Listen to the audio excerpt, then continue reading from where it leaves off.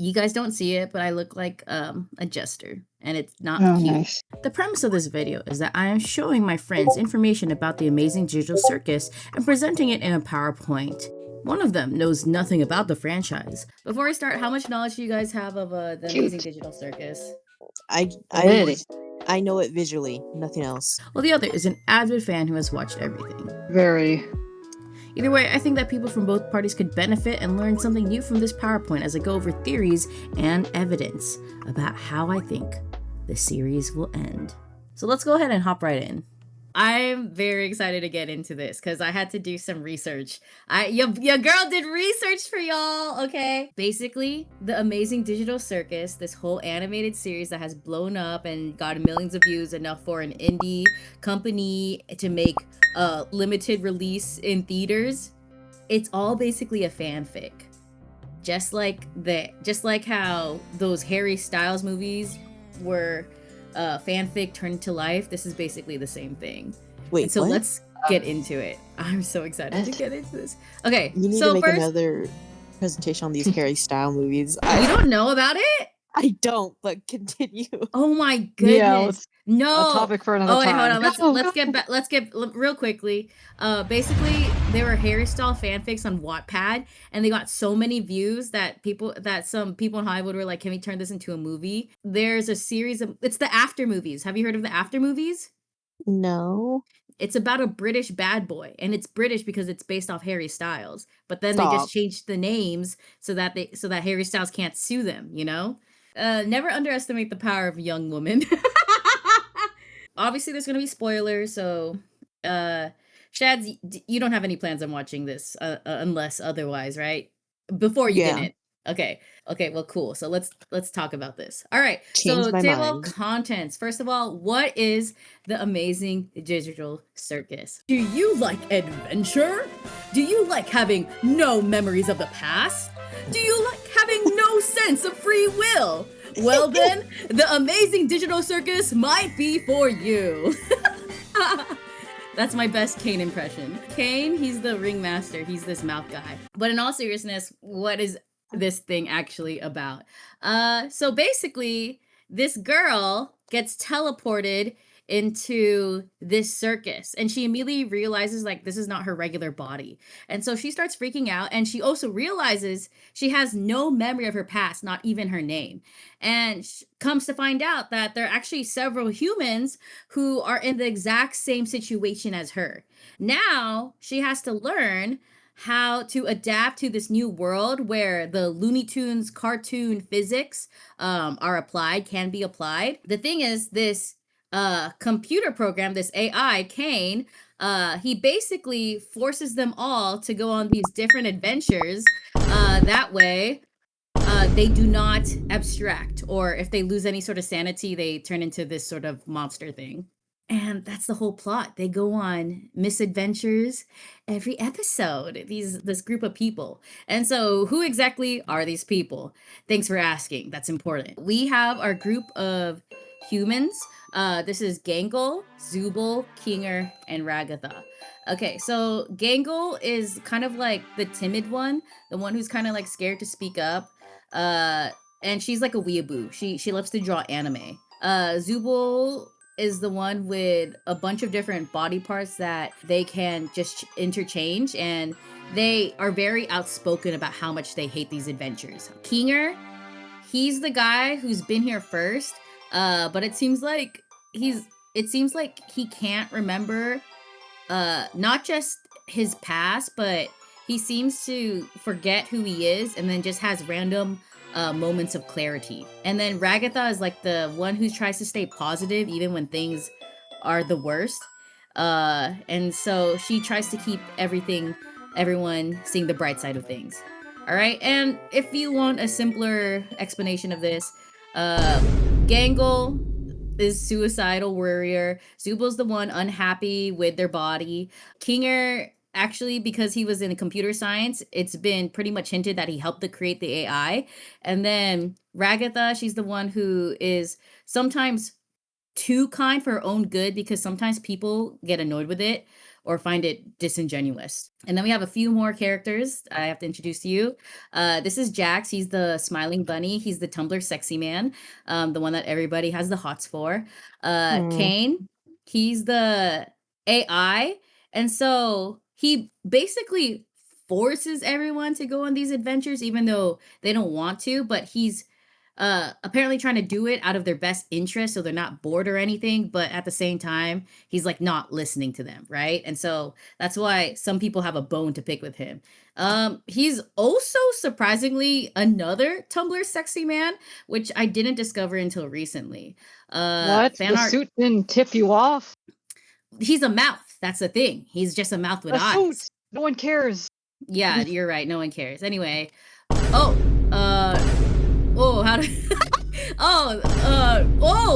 that was you guys weren't supposed to see that. What? What the heck are you telling, dude? Anyway, that one was wild. That was crazy.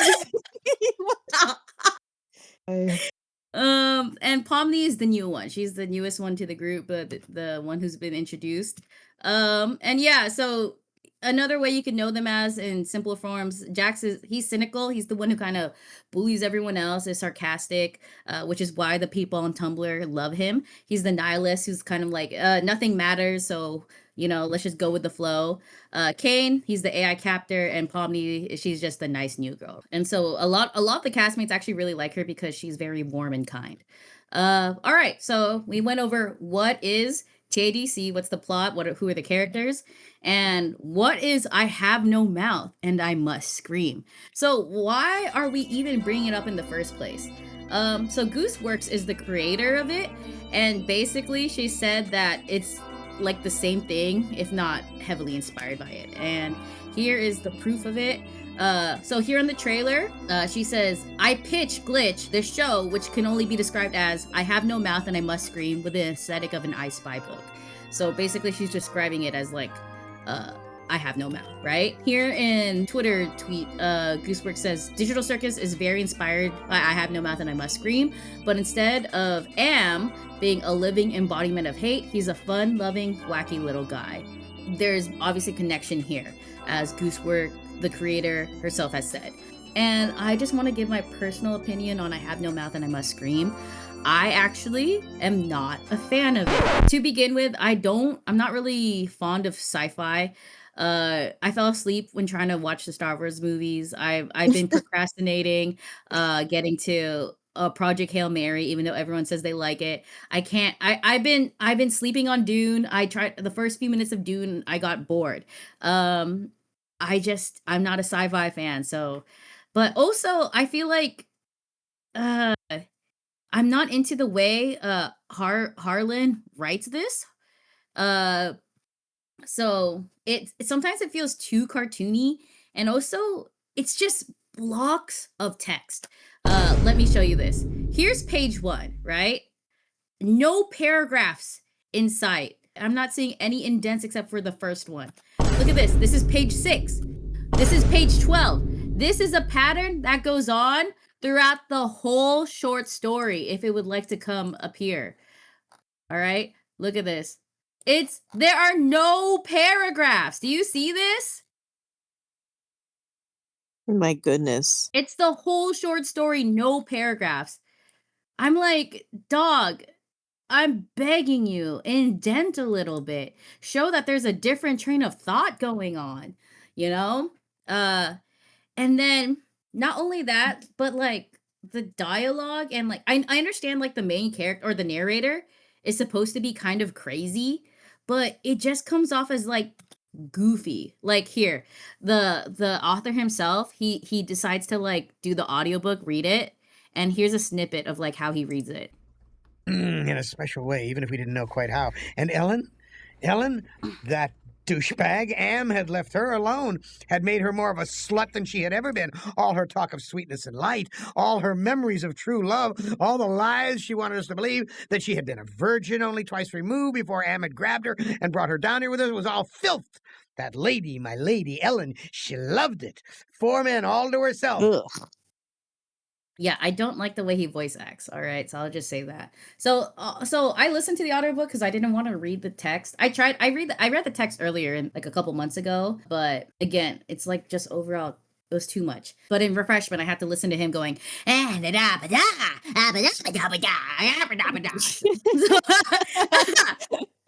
So I had to listen to him do that to me for like 40 minutes. 40 minutes to read 12 pages? Yeah, because he's too busy going. All right, so it was a little bit too much, but let's continue. I Have No Mouth and I Must Scream. Who wrote it? Harlan Ellison. When was this published? In the 1967. Stop! Why? I hope you're Okay. proud of that. I didn't even realize until I just saw it right now. No. That's That wasn't scripted, folks. improv, baby. When is the setting? It's actually post Cold War. The Cold War basically turns into World War III. All right, and you want to know why? I'll tell you why. Here's the plot of the story. All right, so this AI named Am, he's basically born because China, Russia, and America all make these supercomputers, right?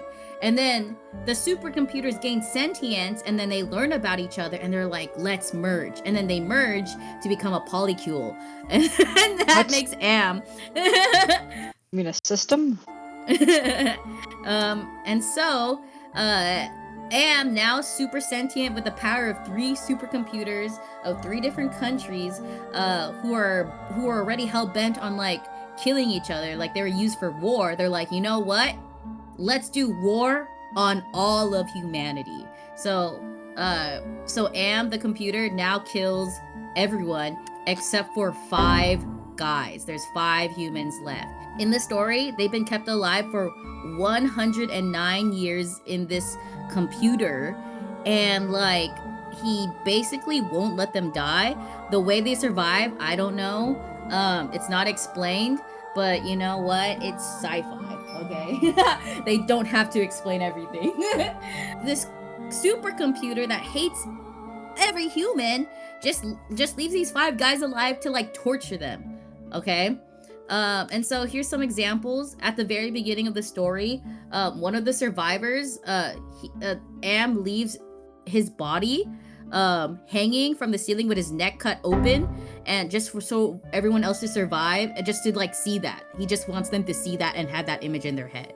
And then there's a lot of times where they are left starving, and then Am will give them food, but then he'll give them like crap. Like he makes manna from heaven that tastes like boar urine. They haven't eaten for months, and the last thing they ate was like thick worms.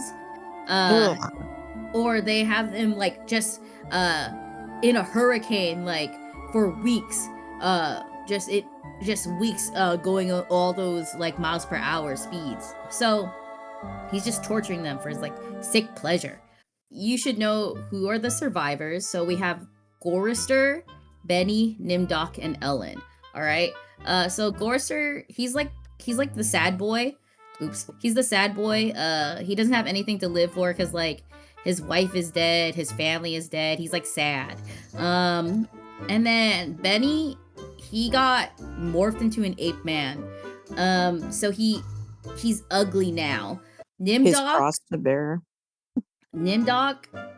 Okay, there's a comic, and like low-key, the artist drew Nimdoc so fine, and I don't know why. Thank you for saying it. Oh my gosh. I don't know I was why. looking at him the entire time on this slide, like, who is Yeah, this? bro. Okay, but I will say that the comic artist is not affiliated with the author. So this is not, I don't think this is how he envisioned him.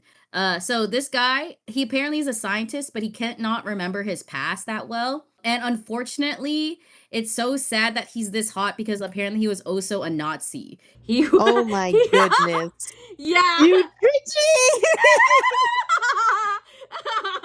And then Ellen is the only female survivor.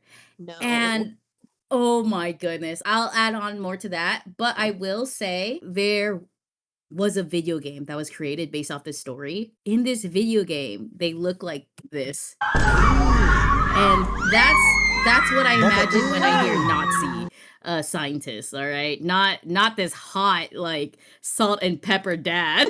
Oh my Salt and goodness. pepper dad with a thick neck. Jeez. Yeah! What is that? Oh, or you could just remember them like this. And then now we have the narrator and the antagonist. We have Ted. He's your cynical. He's the one who like says that nothing matters anymore. He's the one who's kind of like isolates himself from the group. And then we have Am, the supercomputer guy who loves to torture everyone. Or you and there's video game Ted. There he is. Or you could just remember him like this. Ooh. All right. So how does this story end? I kind of acknowledge that missing spot, huh? They haven't eaten for months, right? And Am says, oh, if you go to these ice caverns, you're gonna find some canned food there. And so they travel, I think they travel through like a desert. They travel like through all these different terrains. Like it's like horrible. They haven't been eating for months. Am is keeping them alive somehow, but like they feel the hunger, like it hurts their stomachs. They're in pain. They get to the ice caverns. They see the canned food. There's no can opener. They can't open it. So this AI just told them about this just so that they could laugh at them, their misery. Like, haha, you can't open the food that you worked like months to get to. It goes crazy from here. Benny, which is the ape man, he goes berserk and he like jumps onto Gorister, the sad boy, and he starts eating his face. All right, he's like, oh, he's an actual animal now.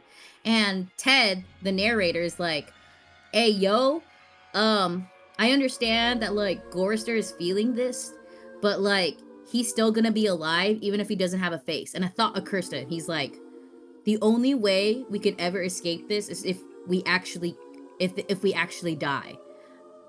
And so he's like, I have to kill them to help them. And so I think he takes like an icicle or a spear or something. He takes something sharp and he like stabs them both and then they die. And then Ellen, realizing she's the nice one, she like realizes what's happening and she takes like another sharp thing and she stabs the old man and now he's dead. And then the way Ted describes it is like, oh, we heard Am coming, and I saw on Ellen's face something like pleading, and so I killed her too. And I think she said thank you. Am can keep everyone alive, but he can't bring them back to life. And now, Ted, because he's the remaining guy, he is now Am's only plaything, and he is forever tortured. He says that Am is so angry with him because he took away all his other playthings and now he really treats him like crap. And he is morphed into this great soft jelly thing so that he will not be able to kill himself. Thus, the name, it ends with, I have no mouth and I must scream. That's how they ended by the title of the book, because he changed into this jelly thing with no mouth and he can't even express himself. And that's how it ends. All right. These are some honorable mentions through reading this that I was like, this is so crazy. I need to like share this. I need to share this. Ellen, being the female survivor, apparently to help keep everyone sane and happy, she like has sex with everyone. And Ted is like, oh, and she also takes care of me twice, even though everyone only gets it once. And what the heck? This is truly the worst. You could tell a man in the 1960s wrote this, because why would a woman offer? I do not want it. Ted is talking about how like, oh, ever since Benny became like an ape, his ding dong also turned humongous. And I know Ellen loves that. Like she's salivating over that. And I'm like, what? What? That's what I'm saying. This man in the 1960s wrote this. I guess like they're saying like, oh, he's meant to be like insane and stuff, but no, I do genuinely think that this guy thinks this way. So Benny, the guy who turned into an ape, so apparently he was like super smart. He was like very handsome. And then not only that, but the machine not only morphed his face and his body and like his brain. But now apparently he used to be gay and now he's straight, which is why Ellen is doing stuff with him. And I'm like, that's Ugh. crazy. That's crazy. They really are. They really are. This guy They is dedicated something. so many sentences to this in their short story. And then here's Ted doubting that Ellen was actually sweet and kind and whatever. Like he's saying that Ellen does want to be here surrounded by men. Oh, this is actually her dream, her fantasy. And I'm like, bro, this is the worst. I would never, no. Never. So we talked a little bit about the video game, right? You heard the ending of I Have No Mouth and I Must Scream, the short story. Well, based off that short story, they actually created a video game on it. And so you know the ending where he turns into Slug, where he turns into Worm. All right, here's the video game rendition of that. But there's actually a few different endings. A lot of them are bad. There's one good one though. And so in the good one, apparently you could destroy all 3 supercomputers, and then there's some people on the moon who have been like cryogenically put to sleep, and they'll wake up after you destroy the supercomputers.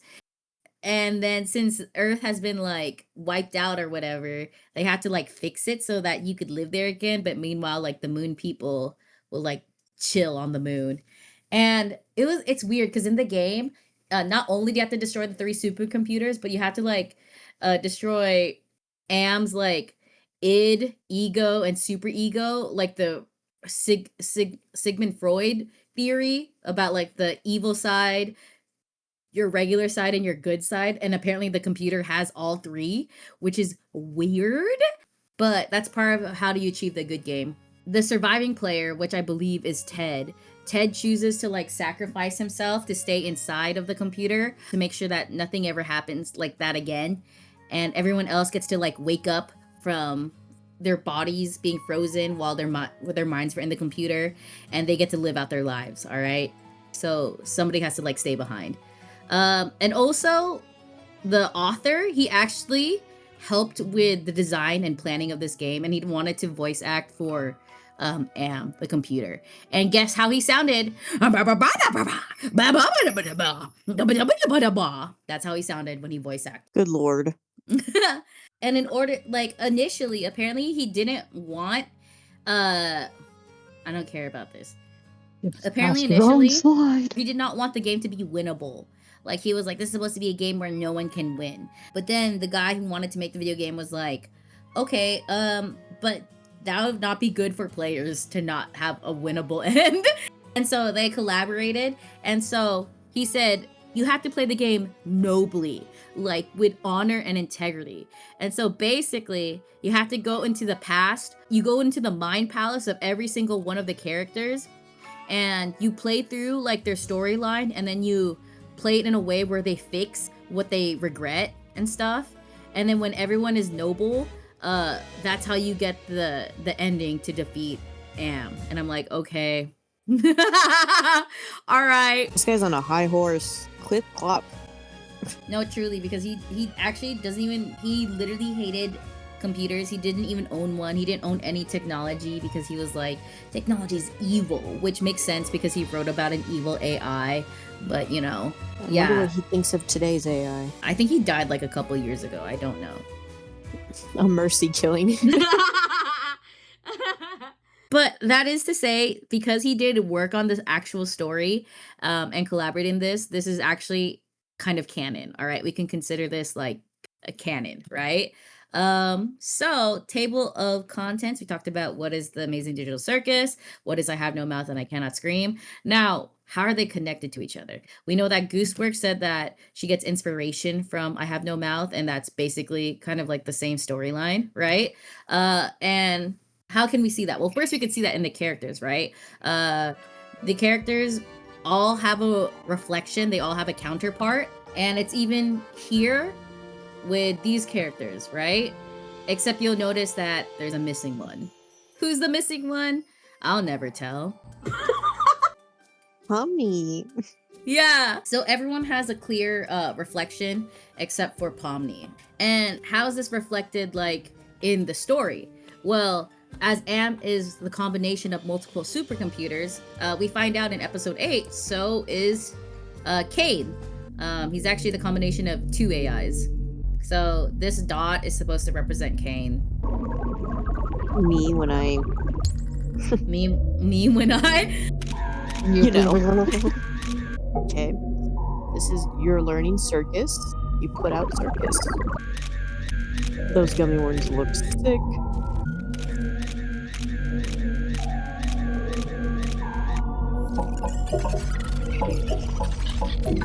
He doesn't like that. He doesn't like corporate America.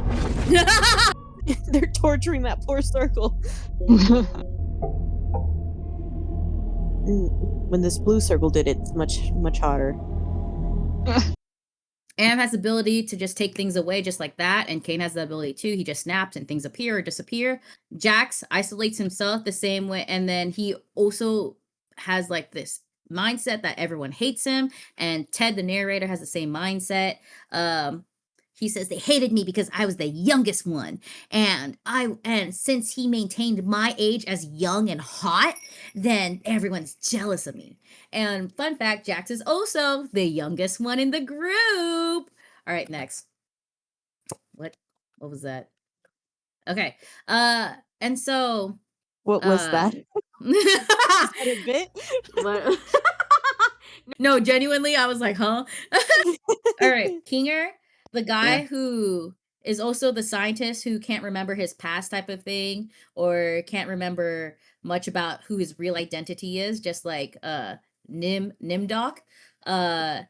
It's confirmed in episode 8 that he is an actual creator of the AI, just like how Nimdoc is like I can't remember if it's implied or if it was revealed that he's the creator. So there's your parallel right there.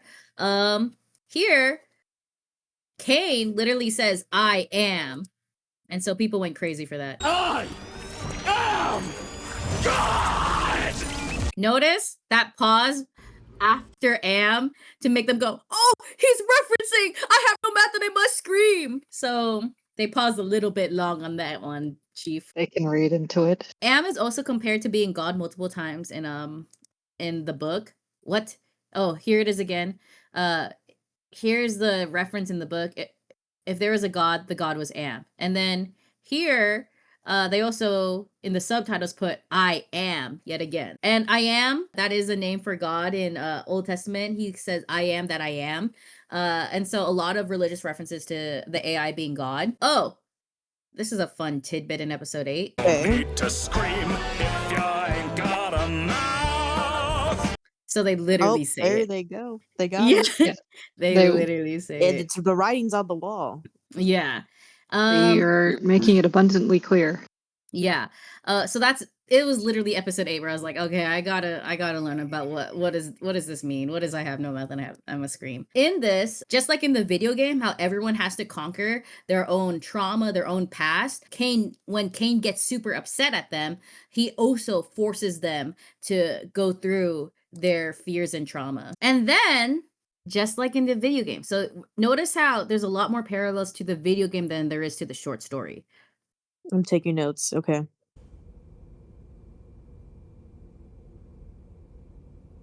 I think I accidentally killed Cain. Just like the video game, they destroyed the AI. That did not happen in the short story. Some other things. Cain, he desires to be part of the group. Here's just some saying how Am could not belong. He could nearly be. It kind of reflects how Cain will never, despite wanting and maybe having good intentions, he'll never truly be a human, just like them. And then Gangle Exugal. Confirmed.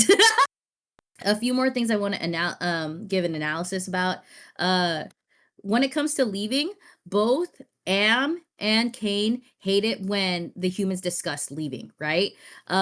Cain, it's because he wants to be liked, and so he doesn't like the thought of them wanting to leave him. He wants to think that, oh, they genuinely like me. Whereas Am, he knows that they hate him. He just doesn't want them to talk about leaving because that there's an idea that there's an escape that gives them hope. So he punishes them for discussing that. And then for torture, Am, as we said, is a sadist. He enjoys torturing them and putting them through trials. Whereas Kane, it wasn't like with the intent to torture them that he was putting them through adventures. It was only in the last episode, episode 8, where he actually starts to put them in the ringer for his own amusement. But even then, he says he actually doesn't really like it that much. Been missing?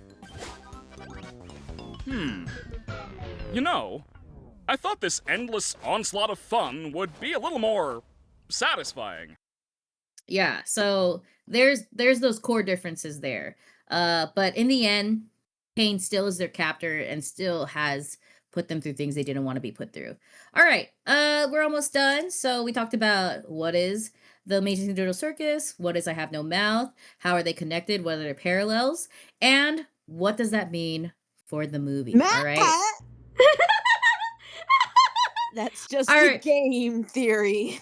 All right, theorists, get your thinking hats on, because you know what? Matt Pat's not here, and I'm your next best thing. Okay, baby. And so, first of all, here's a really popular fan theory that I think has been pretty much confirmed to be true based off everything that they've been dropping. And so it's the Soma theory.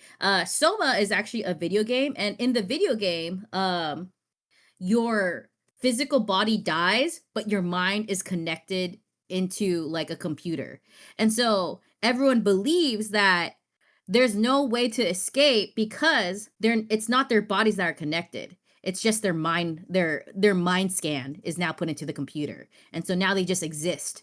And we have some evidence of that. There it was again. Here in episode 8, they repeatedly keep using the term mind. So here Kane says, I was hoping new minds could show up. This is when Ragatha appears, and Kinger was the only one, the last human before Ragatha pops up. And so he says, new mind, you know? So again, he's not talking about it as like their physical being, but it's just their mind. He also says like, their mind files. Still hate them! I made a program that creates a body perfectly encapsulating their mind files, and they hate those too! Yeah, so again, showing that it's just their minds that have been scanned and put into the computer.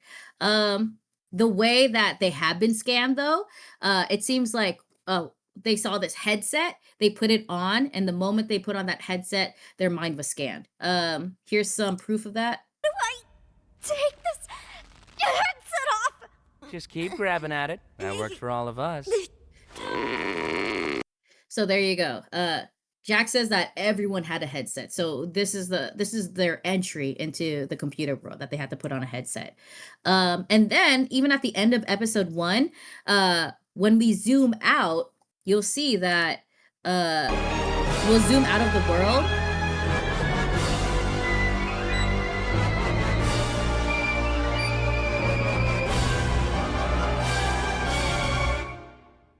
And when you zoom out, you see the computer and then the empty headset. If Pomni's body was connected, we would see Pomni's human form there, but the headset is laying on the table. And so it's assumed that she got up and left, and it wasn't her that got transported into a computer or something like that. And then how are the ways that everyone got into it? We have some probabilities. Polly in episode 5, a lot of them talk about like their past in episode 5. And so Pomni says she liked to explore abandoned buildings. Zubul said they did the same thing. Agatha said that she did real estate. And so she was probably looking to sell this building and went in to check it out and then probably put on the headset. She was around other people, wasn't she? Huh? I thought, never mind, go ahead. And then Kinger, because he is like the computer scientist for this, he was probably testing it out and got scanned. Interesting. So is Maybe. it their body or just like a scan of their brain at that current moment? That's what they're saying. That the Soma theory is just it's a scan of their brain. Okay. Yeah. And then here's one more like supporting that it's in a computer. So you could see it's like computery, right? And then it becomes more 3D, like the animation, but you could see that it was like a computer screen. Just like Super Mario 64. Yeah. Yes. And then Kinger, the creator of this, he says that it's So, we may have discovered something you'll want to hear about. It's. We found a way to leave the circus. We're currently preparing everything, but we need to keep it quiet so Kane doesn't stop us. Yeah, what she said. Huh? Leave the circus? How would you... No, that doesn't make sense. We met up with Abel. so yeah, here Kinger explicitly says like it doesn't make sense because as somebody who created it and knows how it works, he probably knows, oh, it's a scan, so there's no way you could leave. It's not possible, basically. So that's the Soma theory. That's the very popular theory, which is basically confirmed at this point. And then, how is this series going to end? It's coming out, this, was it Thursday, Friday, Saturday? How's it going to end? And you know what? I can tell you. All right. With my deductive thinking, based off I have no mouth. Oh, whatever.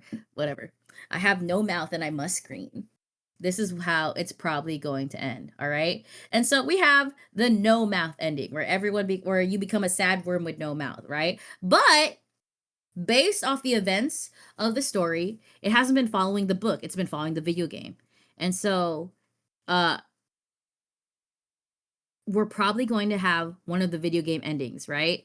Where you either have to stay trapped forever, or just like the video game, someone has to stay behind and make sure that the AI doesn't take over again, where everyone else can leave. Okay? Place your bets right now, guys. What do you think? Sacrifice makes more They're sense. trapped forever. Zion said trap forever.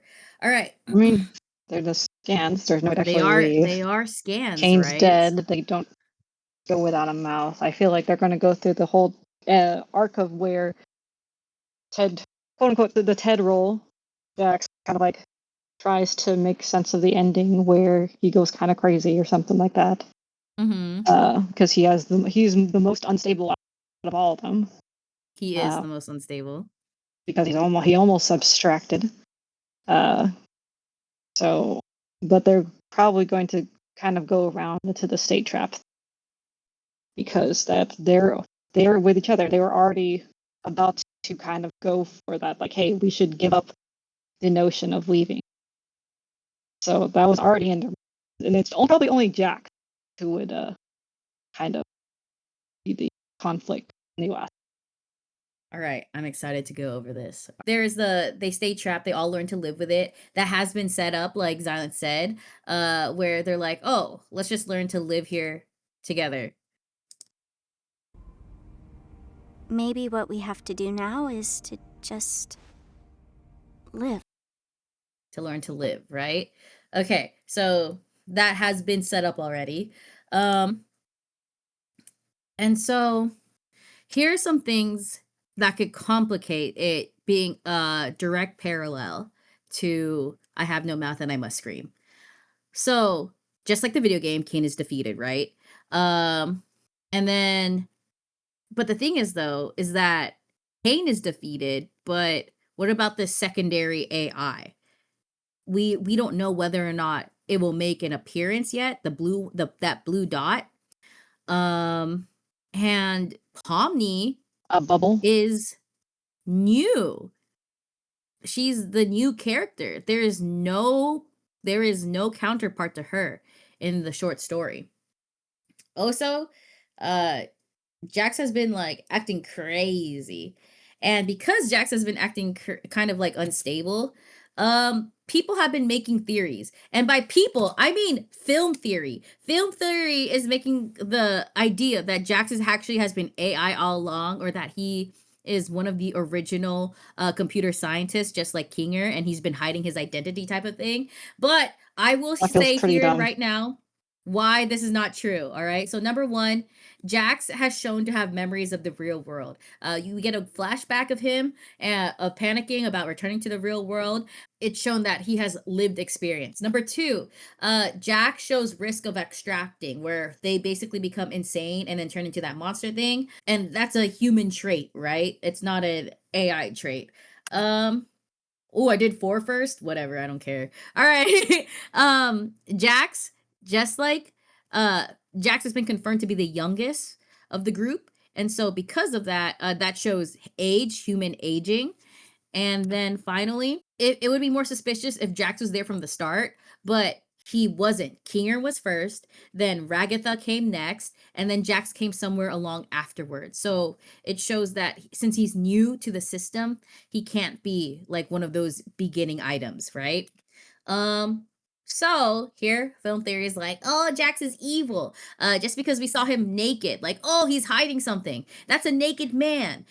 And you can't expect him. He's vulnerable right now, and you're gonna call him evil? That's sad in itself. All right. Blah blah bloop. Here's the thing. If we were following the video game based off the sacrifice route, right? Jax is the most likely to be sacrificed, especially because it doesn't seem like he wants to return home either. And so if there is a way to, even though if the Soma theory is true and their mind scans, maybe he might just like release them, like kind of like how death is freedom. He might just release them so that they're free. They no longer have to like live there anymore. And then maybe Jax is the one who'll stay behind to make sure that this can never happen again. Like the AI stuff can never happen again. And no one else could get mind scanned. However, some things I want to point out. Jax is confirmed the creator's favorite character. All right. And yet, despite being Gooseworks' favorite, she says that he is still not a good person. And that she says that he designed him to be irredeemable. Irredeemable. And if that's the case, will he have the hero arc where he sacrifices himself? It's a fanfic. This has been a fanfic the entire time. Let us not forget that this is Gooseworks' fixic fic. This is Gooseworks' way to make Ted never have to be alone. And this is foreshadowing. I believe this has been foreshadowed. There has been foreshadowing throughout the series. And so I think the ending has been foreshadowed this entire time. This is the fast food episode. You know, I can close for you if you want. Huh? If you want to get out of here, you can. You don't have to be stuck here alone. I can handle closing. Would that be okay? I think so. You should go home and get some rest.